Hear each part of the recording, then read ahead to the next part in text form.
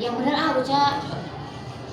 Oke, sebelumnya bismillahirrahmanirrahim. Assalamualaikum warahmatullahi wabarakatuh. Perkenalkan, kami dari kelompok 2 mata pelajaran sejarah. Di sini kami akan membahas tugas sejarah keempat. Tapi sebelumnya izin memperkenalkan diri, saya sendiri Restu Hartanti.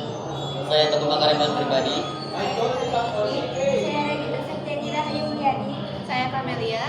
Saya Kaila Maulida. Saya Asri Baras Birkati. Saya Kosta Kaya Risandi. Oke, kali ini materi atau tugasnya akan dibawakan langsung oleh teman-teman saya. Oleh karena itu, saya persilakan. Perlawanan rakyat di berbagai daerah abad ke-19 awal. Karakteristik perlawanan di awal abad ke-19, perlawanan semakin meluas ke berbagai daerah, tidak hanya satu wilayah kecil. Umumnya dipimpin oleh ulama atau bangsawan yang memiliki pengaruh besar. Belanda semakin agresif setelah VOC bubar pada tahun 1799 dan kekuasaan langsung diambil alih oleh pemerintah kolonial Hindia Belanda menggunakan taktik gerilya dan memanfaatkan dukungan rakyat, tetapi sering terkendala persenjataan dan perpecahan internal. Perlawanan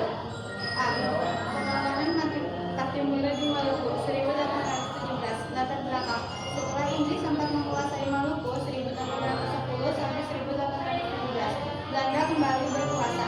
Belanda memperlakukan kerja paksa, penyerahan wajib hasil bumi, terutama rempah-rempah, dan menekan rakyat dengan kekerasan. Kebijakan ini menimbulkan penderitaan dan kemarahan rakyat Maluku. Tokohnya Thomas Makelisi, lebih dikenal sebagai Kapitan Kaki Murah. Tokoh lain Antoni Rego, Philip Latumahina, dan Martha Christina Tiamaru. Strategi perlawanan: menyerang benteng Lusitania di Sukarua pada 16 Mei 1817 dan berhasil menguasainya. Mengorganisasi rakyat dan pasukan dari desa-desa, memutus jalur pasukan Belanda di laut.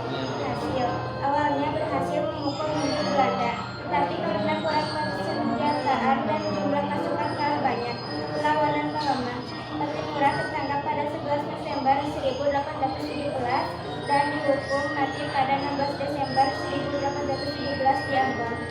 B. Peran Diponegoro di Jawa 1825 sampai 1830. Latar belakang: campur tangan Belanda dalam urusan keraton Yogyakarta, pajak yang memberatkan rakyat, pembangunan jalan yang melewati makam leluhur Pangeran Diponegoro tanpa izin dianggap sebagai penghinaan.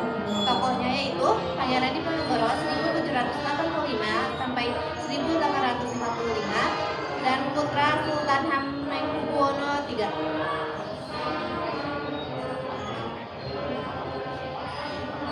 Strategi perlawanan: menggunakan perang gerilya, menyerang lalu menghilang, memanfaatkan medan pegunungan dan hutan, menggalang dukungan ulama dan rakyat untuk melawan Belanda, memblokade jalur perdagangan dan logistik musuh.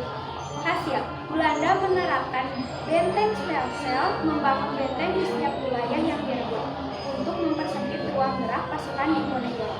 Diponegoro ditangkap melalui tipu muslihat pada 28 Maret 1830. Perang ini menewaskan lebih dari 200.000 orang di pihak pribumi.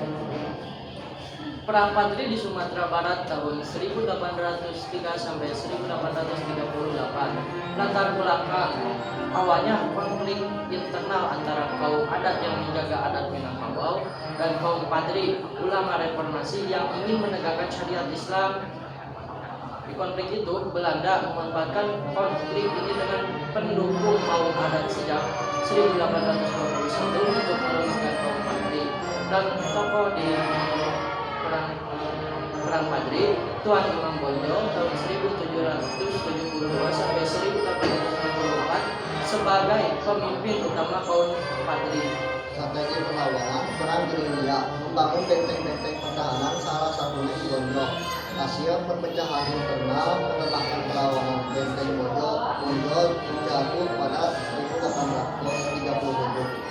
Tuan Imam Bonjol ditangkap dan diasingkan ke Manado, lalu Minahasa dibubarkan pada 6 November 1844. Nah, jadi tugas keempat telah kami laksanakan. Terima kasih telah menonton. Assalamualaikum warahmatullahi wabarakatuh.